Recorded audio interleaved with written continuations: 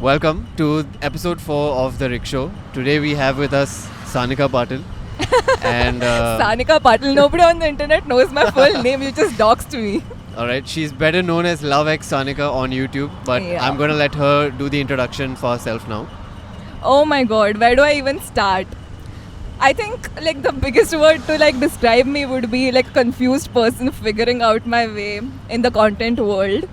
I have been all over the place in the content sphere also. I started off with making I was in IIT Kanpur, so I used to make vlogs about that and videos about like what I was studying over there and stuff. But then I feel like my real calling or the real voice for the content I have is like storytelling and cinematic videos and video essays and stuff, exploring topics which are, say, a little more introspective, a little more deeper than just the normal, like self-improvement, productivity vibe.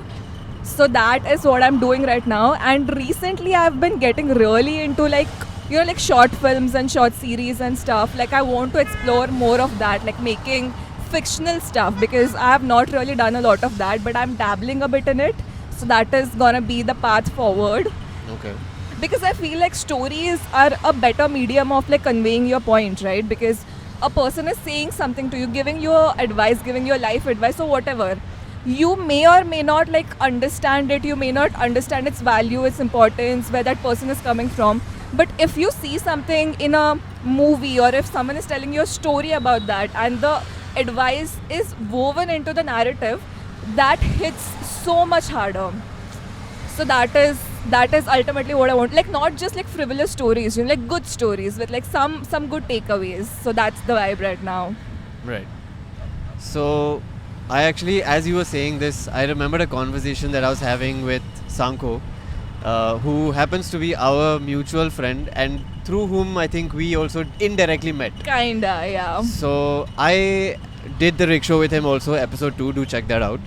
And in that episode, I kind of realized that the type of content that he and I make, or that you and I make, or all three of us make, is a little, well, it's similar first of yeah. all. But it's also a little difficult to describe what exactly is the genre of videos that Yeah. we make. I hate this question, yeah. Because when people ask me what do I do on YouTube, if I say vlogs, it gives a very different connotation to it. But it is sort of a vlog, but it's also done in a cinematic way, but also in a storytelling yeah. aspect is also there. As you mentioned, that's also your aim to like have more stories. So how would you describe our content if you had to describe it in like 3 words? I know 1 word is impossible, but like 3 words Even if you 3 can. words is impossible, because so since I've started taking content a little seriously, this is a question that I get almost 3 times a week minimum, because I Yeah. also meet a lot of new people, so they are always like curious ki, oh, what kind of content, and I've been giving like different answers every time, because I just don't know how to describe it. But Right. I feel like storytelling is the main, like the first word I would take. Okay. I think introspective would be the second word, and cinematic would be the third word. Okay. So cinematic, introspective storytelling is what we do. Yeah, that's a mouthful, right? Like what genre is? Everybody will be so confused. Half of the people will not know introspective kya hai. So cinematic, introspective storytelling.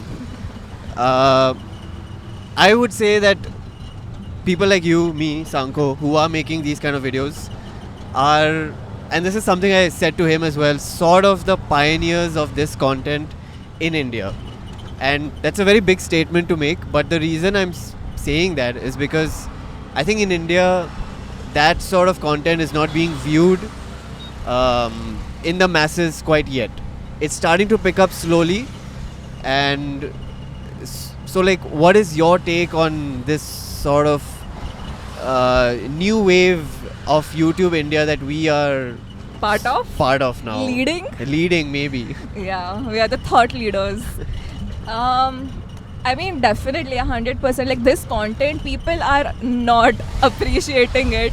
The only reason I, or even Sanko for that matter, we have like, I would still say like decent numbers, is ki we started off in a completely different niche, right? Like we started off making like IIT videos and such. But then I see so many people, like so many small creators, including you, who are making like such good stuff, but they're not getting like their due credit and everything. Because of course, because internet is still like relatively new, the YouTube space is also relatively new. People are used to either seeing podcasts or vlogs. So this kind of content, which is thoda sa not very fast paced, not very like edited, not very ki har teesre second mein you're putting like some effects, some transition, some sound effect, this, that. Like it's not very like dopamine inducing, but then ultimately you will feel better when you watch this video. Right. So that kind of content people in India are not really, you know, like looking for or maybe appreciating, or the numbers are like really small as opposed to like very like fast paced vlogs or podcasts, or I don't know, like I feel like these are the only two things that are working in terms of content in India, and then maybe like finance stuff and like typical self improvement stuff. Right. But then we don't fall into any of that. Like literally I don't know a single person in our niche in India who is like doing like really well or really good numbers. Right. But then I feel like, you know, we just gotta stick with what we are doing, because this is like a real voice. And it may take some time, it will 100% take some time, but I have high hopes because YouTube New Wave is a thing in like the Western country, America and Europe and Canada and everything, right? Like their idea is that we are making, like they are making videos which are a little more intentional, which are a little more, you know, like there is like a cinematic value to it. They are basically like short films. Like every video is a short film. Like every video has a lot of thought behind it, and they are not just like content producing machines ki, you know, like to appease the algorithm. You're just like putting things out, and then you're not like giving it a lot of thought, and it's like a content machinery that many people are operating in India, but we are like completely opposite of that. And YouTube New Wave, which is the original, the YouTube New Wave in America, that is all about this kind of content. So I feel like even if it will take time, I am like looking forward to when that switch like finally happens, when all of us start blowing up together, hopefully, and when people like finally start to realize ki haan, this content is like where the real shit is. I think like collaborative opportunities definitely are going to be a huge factor into us blowing up, hopefully, one day. How would you think is a good way for us to have better collaborative opportunities going forward, given that we are all, well, two of us are in Pune, but a lot of the other creators are also from different cities in India. Yeah. So, do you have a solution for that, maybe? So, you know, weirdly, it again goes back to the YouTube New Wave thing, which is based in like America and stuff. So, the people over there, what they're doing is that they are planning like these like weekend retreats and creator camps and such, where they're getting like sponsors on board to you just fund like the 3-day weekend trip or something, where they are living in like 20 creators, 25 creators. They are just coming together and living in a cabin or something in the mountains, in the middle of somewhere aesthetic, and they are just making content and they are connecting with each other. And I feel like a big part of collaborating is that you really like genuinely need to vibe with the person. Like you need to like that person. I feel like I personally cannot collaborate with someone who I'm not like, you know, like decent friends with. At least not now. Right. It may happen that, you know, like there may be a time where I have to collaborate with someone who I'm not like particularly fond of as a person. Okay. But at least for now, I would like us to, like whoever I'm collaborating with, to become friends first.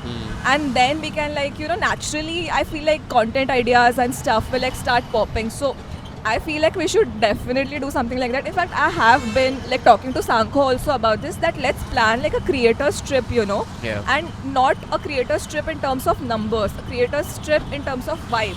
Right. Like all the people who are making this type of content, we should Yeah. plan like a trip or something. And it will be like difficult to get sponsors and everything, but then hopefully we can like fund ourselves for at least like a 3-day getaway or something, and then we can like go into the mountains. Maybe we have so many nice places in India, you know, like India is such a vast and diverse Yeah. landscape. We can go into the mountains, we can go to Jibhi, we can go to Himachal, we can go so many places and just like chill with each other, actually get to know each other. And Yeah. then once we know, I feel like we can, you know, like easily travel to each other's cities, make content. Because right now the problem is, why would I go to some other city when I don't even know that person? Right. I don't know his vibe, I don't know how you know, he operates in terms of the content creation mechanism. If we actually hang out all of us together, that would be a good start, I feel. What do you think? Yeah, I definitely agree, because when we first met, this was something that we kind of joked about, but we also sort of knew was going to happen. We decided that we are going to shoot together, we're going to collaborate together, we're going to make projects together. But the first couple of times we met, we realized that, okay, we are not being very Making productive anything. because we're trying to get to know each other. Yeah. And I think through that, we became better collaborators. Yeah. Because if we had started collaborating from the get-go, we wouldn't have understood each other's vibe, and hence would not have been able to smoothly conduct whatever collaborative projects we wanted to do. Yeah. I feel like we are similar personalities in that way, that we feel like we are not like entitled people. So I also, like, I need to at least become like good friends with someone before I ask them to, acha mere liye ye kar do, wo kar do, like shoot this thing for me, या do this thing for me. Like I need to thoda sa be comfortable and then feel कि हाँ ठीक है, this person is actually up for doing something like you're also like very like respectful in terms of that. Like you ask कि is it possible, can we do it? You never assume like कि हाँ ये तो like this person will to help me only. It's not that, right? Yeah. As an artist slash creator, which is also something I want to get into, like the difference between an artist versus a creator. But before we get into that, since you mentioned entitlement, would you say that we are privileged creators and that we have on some level some sort of an advantage given our backgrounds or status or whatever? So how does that affect someone's creativity, for that matter? Yeah, definitely. So, you know, weirdly, I also keep getting this comment that, matlab, see, I'm like a big, you know, spokesperson for like following your dreams and trying to at least attempt to fulfill them. Abhi wo jitna hoga utna hoga, like whatever it is. But then you can't like completely give up, which is what I feel like most people end up doing. So I talk about this a lot in my personal videos also, ki, oh, you need to follow your dreams, you need to follow your dreams. But then I do get a lot of, like, not a lot, but then a decent amount of comments about this, ki, oh, you are saying this only because you are rich and you're that, this and that. I'm not rich, bro. I'm legit not rich. Neither are my parents. Like, I'm very, like, middle class. Maybe in the past few years, upper middle class, but then that's about it. I'm not the kind of person who has, you know, like, infinite amount of wealth or infinite amount of time to, like, figure this out. I have a job. I have a full-time job. I am working alongside this to figure out the content stuff. Having said that, I do kind of understand where people are coming from also, and I do agree that there is a certain amount of privilege needed to, like, you know, like, figure out the content thing, because anything artistic is going to take a lot of time and lot of effort and lot of resources on your part up front, and then it may or may not pay off later on. It's similar to a business, right? Like, starting a business, people can apply the same logic that starting a business is something for the privileged and stuff. It's the same thing, and I get that. Like, I completely understand. I feel like a lot of this notion about responsibility just comes from the conditioning that we have. Ki, oh, you need to do this. Like, you need to do a job. You need to earn like this much amount of money. How many of those people who are like preaching about responsibility and all, how many of them do have like real responsibilities? The things that I mentioned, ki, medical stuff, medical problems, loans, parents are dependent on you, your siblings are dependent on you. That is a valid reason. If you're giving, like, if you're in that situation, I can agree to that. But then don't hide behind responsibilities and privilege. Oh, you're privileged. Don't hide behind that when you're just scared of taking the leap of faith. Like, you don't have maybe enough, you know, like, confidence in your own skills and your own dreams in that case. And privilege is definitely needed, I feel, to have a comfortable life even as an artist. Like, as an artist, I don't believe in the concept of a struggling artist. I hate that. I hate that. I'm reading like this book by this biography by Vincent van Gogh, of Vincent van Gogh, and man, like, what a tough life he has had. But then I don't like that concept, because I feel like you need to have like a comfortable space to create art, and that does come from a certain level of privilege. So do your own thing, man. I mean, if you feel like you know, you are like crazy enough or like desperate enough for your dreams, then I think you'll find a way to figure it out. I am also doing that only. Yeah. Yeah, that's pretty well put. Actually, the reason I asked you this was because, so in my latest video, which was about like the heat of Pune Yeah. and like the heat of India, summer, right? And this was something I felt while I was creating that video, that I did feel a lot of my creativity deplete because of the heat that was around me, and I was not able to be my Best true create- artistic self because of the heat. I mean, it sort of was ironic that after the video uploaded, the weather in Pune changed completely. Like it है ना? became cloudy, overcast, and today as well. Like by this time, it was usually like 35, 36 degrees. Right now, it's a very pleasant, 29, 30 maybe, I which saw is this- not pleasant, but it's I very saw this like tweet or something. Tweet, is it called a tweet? No, thread? It's X, whatever. X. X post, I guess. Yeah. So ki, like it was a carousel of like Pune ka weather ke photos, like nice pictures, clouds and stuff. And the comment was, or the caption was ki Pune weather is flirting with me, I might flirt back. Which is like so apt. Like this weather is like so nice and romantic, and well, not romantic in like a romantic way, but like in a general vibe way. Right. Yeah. Okay, since you mentioned flirting, it's a very very weird segue into my next question. But something I mentioned just a few moments earlier was the concept of what is the difference between an artist versus a creator. Because this How is so. did we go from? I'll tell you. So basically, we're flirting I with wanna the hear idea, Okay. right, between what is the difference between an artist and a creator. Because whenever someone asks me like what I do, and I tell them like, oh, I make YouTube videos, I usually, when I phrase the answer to them, I usually tell them that I create art, I don't create content. Because to me, Same. I think the videos that I make feel more like art to me than content, because I'm not like pushing out content, so to speak, regularly. I'm more speaking like from the bottom of my heart to my audience, who I also know cares about such things. Yeah. So that's the reason for me. That's like what the difference is for me. What is the difference for you? And have you like found a balance between being an artist versus being a creator in your YouTube/Instagram journey so far?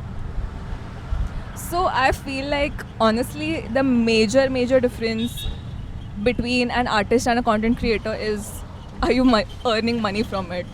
Like as soon as you start earning money from it, naturally it's a human tendency. Like nobody is like strong enough to like refuse the temptation of making things a little more clickbaity. Not necessarily clickbaity, but then adhering to whatever is working, adhering to the trends, Right. and like using the trending audio, and abhi, oh, that person is popping off because of this kind of content, so maybe I'll also do this. Like nobody is immune to that, right? If you're like making money from it, you are a lot more susceptible to it, I feel.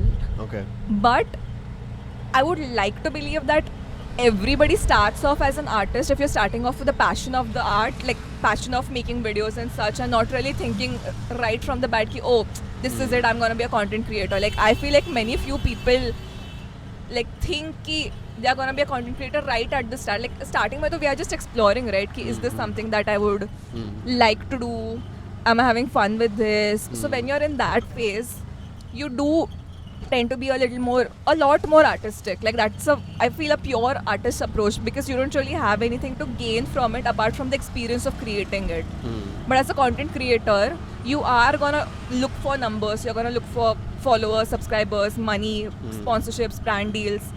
So when that switch happens, that you're now dependent on it, in whatever way, that is when I feel like you become a content creator.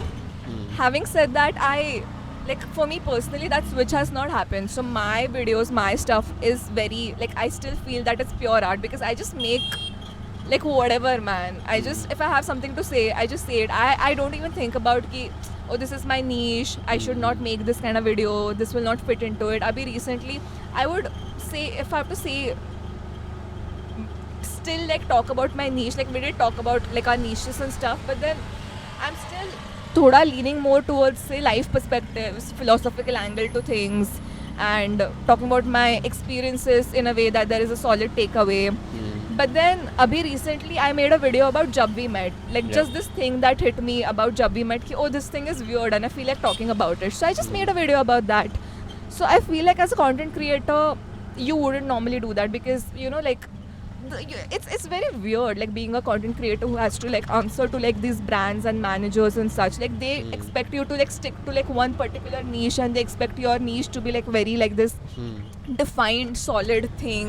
They expect ki all of your videos should get consistent views because then it is not like it is easier for them to like you know like decide your sponsorship rates and all. Right, So right. then when that starts to happen, of course you're gonna have to naturally think about ki okay theek hai, then how do I make everything more uniform, and then you are a lot less experimentative, that's the word, Experimental. Yeah.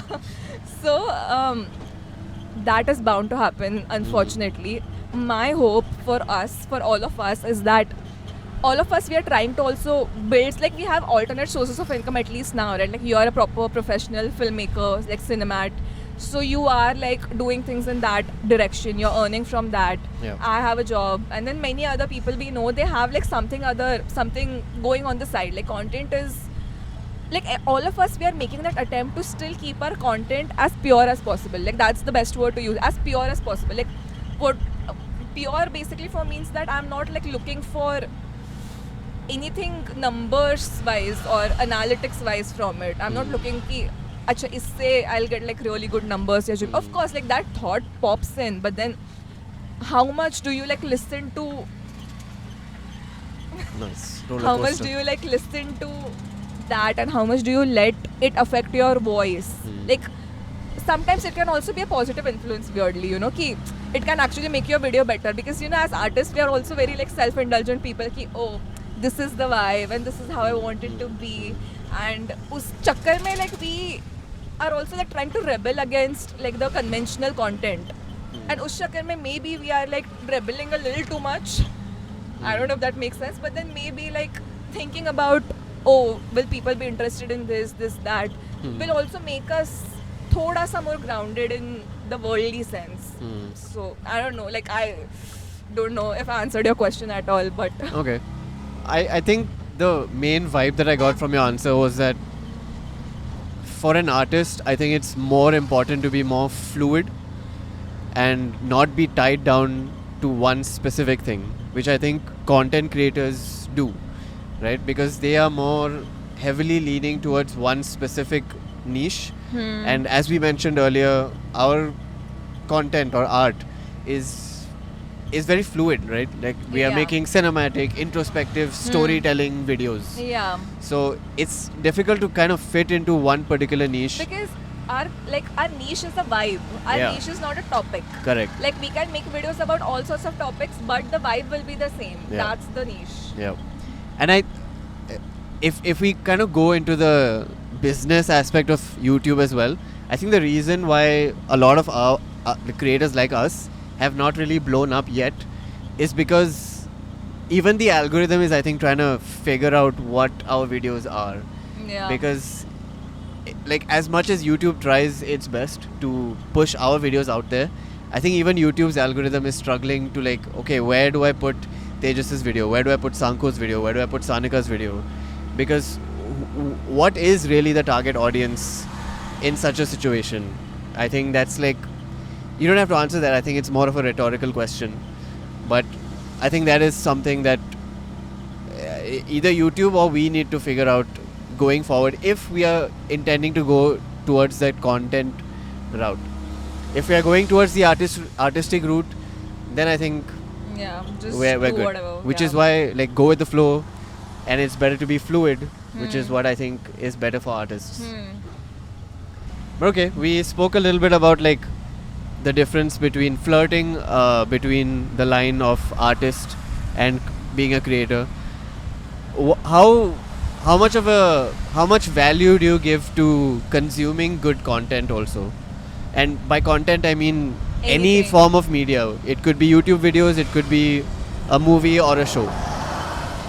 So I watch a lot of stuff.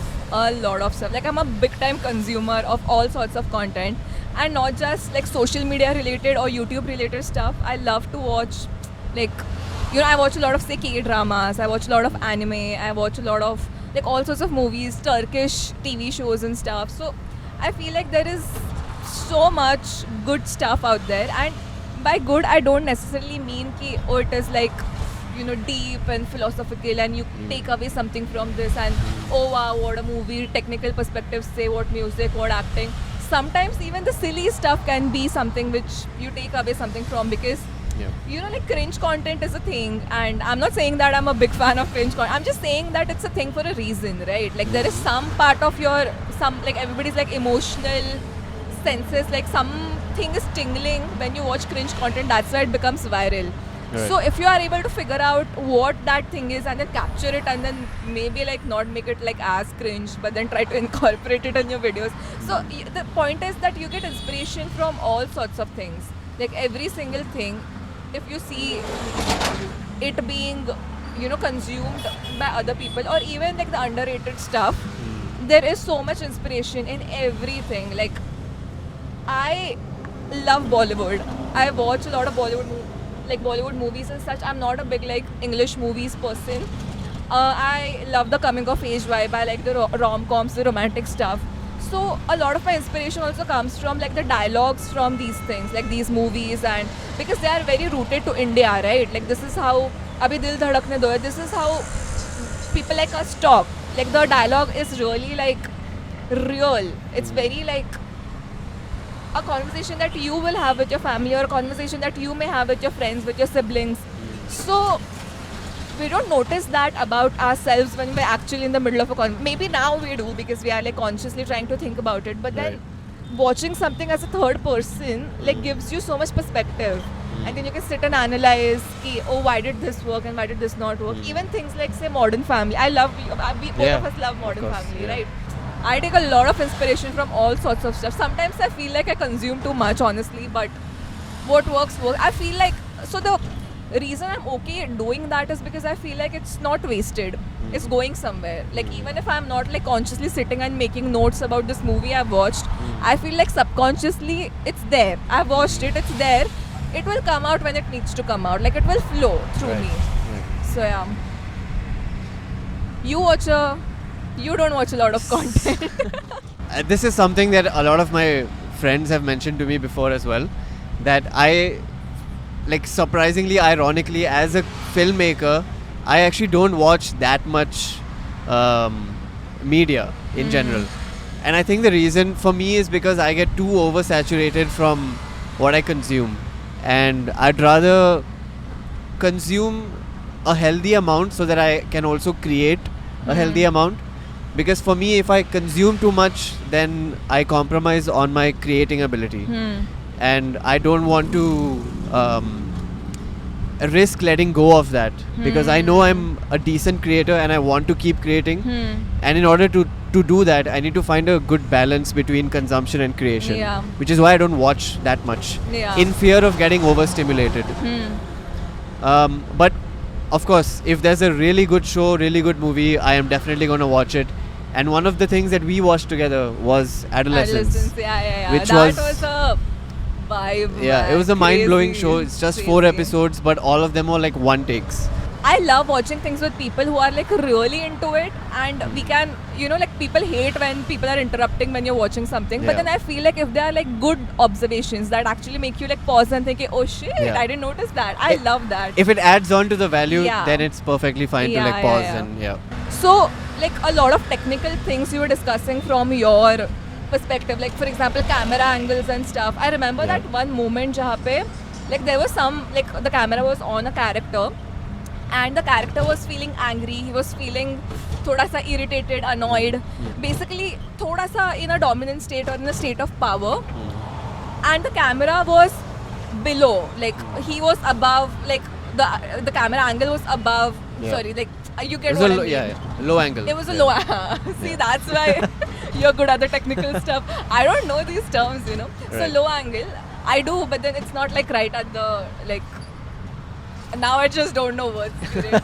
But yeah, I can't like think Okay. of it on the spot. Right. So the camera was low angle, and then something happened off camera which we hear, and then that person immediately is put into like a vulnerable or a powerless position, and the camera angle switches from low angle to like A top angle top shot. angle, yeah.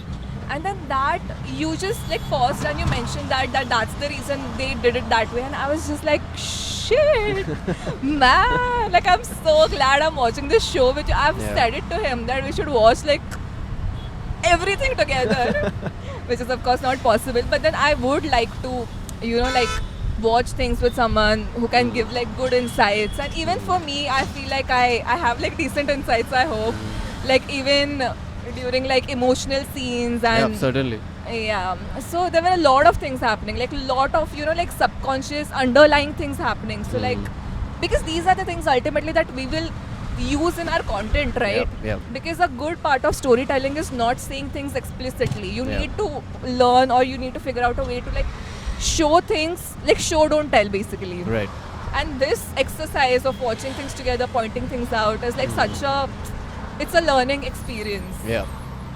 Since we are on the topic of like being an artist versus being a creator, I think maybe as an artist we do tend to notice the emotional side of things more often. But for me, I also have that like cinematographer background, so I also very heavily delve into the technical side of things. So how do you manage to create your videos without being very in tune with the technicals of your camera? So the funny thing is, I still don't know how to use my camera on manual, and this is like such a like I try to avoid saying this, but okay, fine, whatever. I just put it on autofocus and let it like record whatever it is. I Right.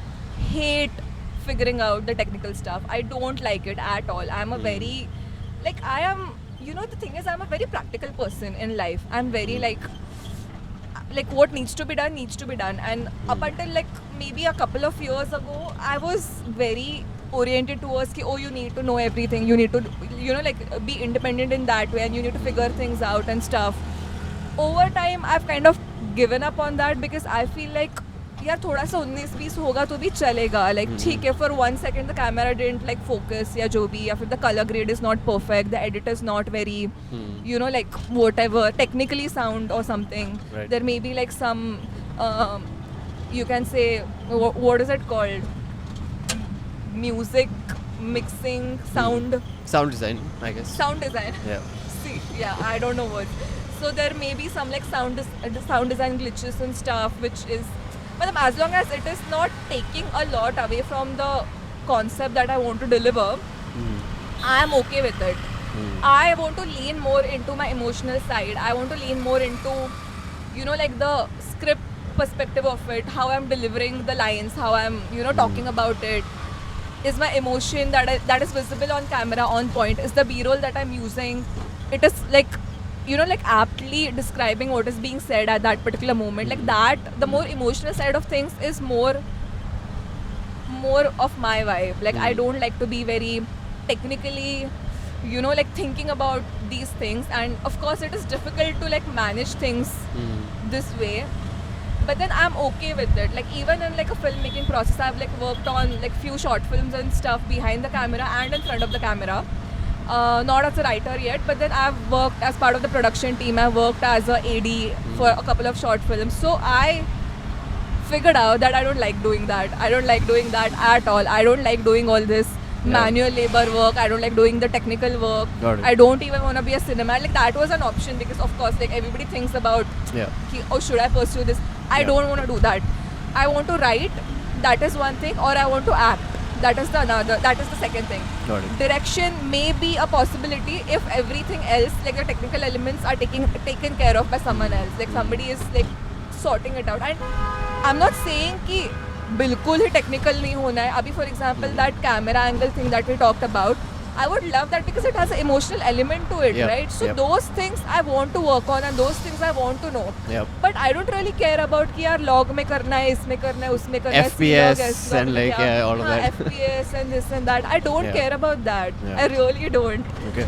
It's difficult to manage, but then it's the path that I've chosen. No, but this was this opened a new perspective for me, because for me initially it was like, for me being an artist was not only knowing the emotional side of things but also being technically sound, so that you're a more like well-rounded Yeah. artist. That was my perspective on it. But now that you've mentioned this, I think it's also very possible to be an artist while still being very focused on one thing particularly, which is like the emotions for you mostly. And it's good to know that being an artist is not just one thing. Like we also did say how being an artist is about being in the flow, it's about being fluid, and I think this is just adding on to that as well. You know, it's not just having multiple skill levels, it can be just having one skill level and being amazing at it. So yeah, I think it's a good way to, it's a good perspective to have, I would say. Eventually, I feel like the dream that I have is that I'll want to have like a team where these things, like the technical things, are taken care of. Yeah. I'll have like a full-time editor on board. I'll have a full-time cinemat on board who is Yeah. like sorting these things out so that I don't have to think about it. Yeah. I'm not like undermining these things because these things are very, very, very important. Like I could completely understand like your Yeah. thing, which is like your videos are very technically like good, like very good. And mine are thoda sa rough around the edges. But then eventually I'm hoping ki I should be able to figure out a way where I'm delegating this part of the process to someone else. Right. Yeah, that's fair enough. I think we are getting a little hungry now. We started this a little early, and Yeah. We haven't had breakfast yet. We'll have a good breakfast. Yes. So as we head towards our breakfast spot, one final question that I had for you, or just one final discussion moment. We, apart from watching Adolescence together, we have also attended a storytelling show. We have attended 3. 3 actually, Yes. yes. Yeah. It happened in one weekend, so to me it feels like Yeah. it was one thing. I don't think I went into it with the idea that I want to gain something out of it. It was just something, it was a new experience for me. I've not really attended storytelling shows like this before either. The closest to this I would say was like stand-up shows that I've attended, but this was a was slightly stand-up different twist. Yeah, storytelling, this yeah. was storytelling, and it was a very unique experience, definitely. Both the artists that we saw on stage were amazing in Yeah. whatever stories Do they. you want to tell them what shows we attended? I Don't remember the name. am horrible with remembering names, so I'll put it on screen. But if you remember, please Yeah, do. we attended Mohabbat Zindabad by Jai Singh. Yeah. 100% recommend. He is on a India tour right now, but then I think India tour must have gotten over because we attended it back like a month think in ago. March, yeah. In March, couple Yeah. of months ago. And then we attended Ishq Sufiana by Lakshya Maheshwari, and then one more like usi ka extension jo hai. Yeah. I don't remember the name of that one, but then yeah, just stand-up storytelling shows. The only element being used is say music to elevate the performance and stuff, and nothing else. Yeah. So yeah, it was a vibe. Yeah. I think apart from like that new experience that I got, or even you got from attending that show, we also sort of had a brief conversation about this when we had gone to attend these shows. Was that how cool would it be if we were the ones showcasing our art to a small little audience like that, you know, in a small theater. So maybe the future of YouTube or the future of filmmaking for us who are what was it again? Introspective storytelling. Cinematic. Cinematic introspective storytellers. Let's go. Yeah. Yeah. But- So you're talking about like screening our shows. Yeah. How cool So- would it be if we could like screen a short film or a movie? Yeah, because the thing is that's how it usually like all these artists also start, right? Whether it be musicians, stand-up, or even the storytellers that we watch, they started off with doing like maybe open mics, performing in like cafes in like a random spot, and then after that they move on to like slightly bigger stadiums with like a capacity of like 100-200 people, and then eventually like Abhi Jai Singh has filled up like 1,000-seater or jo bhi. Yeah. So that is the natural progression for all artists. It's different for us because we are in the visual medium, so maybe we Yeah. did not think about it. But yeah, when you mentioned it, I definitely thought that it was a cool idea, like to have like private screenings or even like open to public ticketed Yeah. screenings of our stuff For for sure. you know, like whatever we are making, and of course it will not be like a normal YouTube video. It will be something which is like high effort and Yep. 30 minutes to 1 hour duration ka, Yep. something like that. That reminds me, this creator camp people, they also have like a similar idea. So one of the things that this creator camp people do is that they have like their own film festival and stuff, which is a ticketed event, and then all the like the shows or the films that they're screening, they are like this new age creators who are making, you know, the kind of content that we talked about earlier, and then they just screen the movies, and then there are other workshops and this and that. So I mean, hopefully something like that will happen in India, and I really hope that this culture of screening your movies, screening your YouTube videos to like private people, it comes over here as well, because right now I feel like the movie space or the distribution space is very like monopolized, right? People are, it's difficult to get into it. Even if you make a film, how will you distribute it and make money? Like you can upload it on YouTube for free, but how do you make money out of it? So like these private screenings, small theaters may be the way to go. So I think like the main point that I think both of us are trying to make here is that having these sort of screenings is more accessible for the common man, for like people like us. And this is something that you posted in one of your Instagram videos yesterday, where about being an actor, right? Yes. It's so much easier to now Become shoot an yourself, actor, upload a video on Instagram, YouTube, whichever platform you want to upload it on, and you can gain recognition of being an actor, of being a performer, or whatever you want to be through these platforms. It's a lot easier than the more traditional route of going into Bollywood or Hollywood or all of that. And I think for us who are like filmmakers, who are more creators, doing movie screenings like this is our sort of easier way into getting our movies distributed, right? I don't think it's possible financially or just in general for us to pitch a movie idea to like PVR or Inox and tell them to like screen our movies there. That's going to be very difficult for us at the stage we're at right now. But if we hire a small theater with a capacity of let's say 50 to 100 seats, that is something very achievable for people like us. Yeah, definitely. So I think that's also the reason why like YouTube is such a great platform. I think for me, I am very appreciative of YouTube as a platform. Same, because I get to create what I want to create, and right now I'm creating for free, but hopefully one day I can monetize this also and hopefully create with other creators as well a lot of good content or good art, I should say. Yeah, definitely. I love YouTube. Like YouTube is, man, it's like even though I've like recently started, as you said, posting on Instagram and stuff, like YouTube will always be my first love. Yeah. It's like my home. So when is the next Love X Sanika YouTube video coming out? It's been a while. The thing is, because so right now I'm in a 30-day Reels challenge. That's also a form of art. Like it doesn't have, just because it's short form doesn't make it any less of an art piece. Sure, like in a longer video you get to connect with the people a lot more. You get to express yourself in a way better manner. But then learning to be concise is also, you know, something that can be incorporated, or something that short form content can teach you, right? But then I am planning on posting at least one video a month.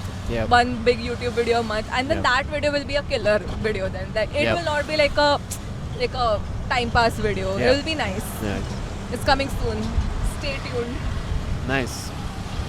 Alright, I think that's a great way to end the podcast. You can maybe let the audience know what is maybe your next video about. Any idea? Damn. A hint? I'm so excited about this. I don't know if this will be the next one or after that, but then I had recently gone on a pickleball retreat. I told you about it. So I'd gone on a 3-day pickleball retreat with 25 strangers. Nice. And I knew only like one person like properly from there who was the organizer. So it's not like he can leave his work and like hang out with me. And as a person that like, listen, I may talk a lot, but then I'm still kind of an introvert. I get social anxiety. I don't like to specifically hang out with like big groups. I hate that. I just can't. Like I love one-on-one conversations. That's my way of connecting with people. But then I just took like this leap of faith. Ki, theek hai yaar, let's go. What's the worst thing that can happen? I'll not die, right? So I went on the trip and it was the best experience. It was so fun. I had Nice. so much fun. All the people were so cool, and more than that, I was happy with the way I was throughout the entire process. Like I didn't go into my shell. I wasn't very reserved. I actually opened up to people. I had good conversations even in a group setting. So yeah, I feel like finally I'm learning to be after 27 years I'm learning to be comfortable with like other people. Finally it's happening.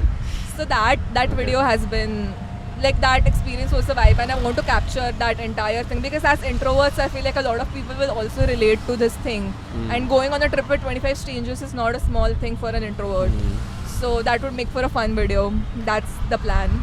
Nice. That I think sounds amazing, and I'm definitely looking forward to Yes. watching this. All of Sanika's videos, Instagram, YouTube, links are down below. Do check her out. My LinkedIn too, LinkedIn as well. Pinterest. For those. Tumblr. Yeah. Yeah.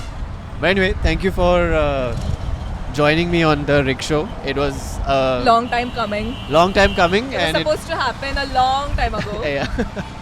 I mean, we did meet like 2 months ago, so we were Huh. planning to do this for a Yeah. while. It's finally happened, and I'm glad that it's finally Yeah. happened, and that it was a very lovely I conversation. had a fun time, yeah. Yeah. Ek to, like the conversation was obviously really good. Yeah. The weather is amazing. Yeah. I love the wind in my hair. It's like like a Bollywood heroine vibe. Yeah. So thanks for having me. Yeah. I had a Yes. fun time. Yeah, no problem. So, thank you for watching if you stayed all the way till the end, and see you in the next one.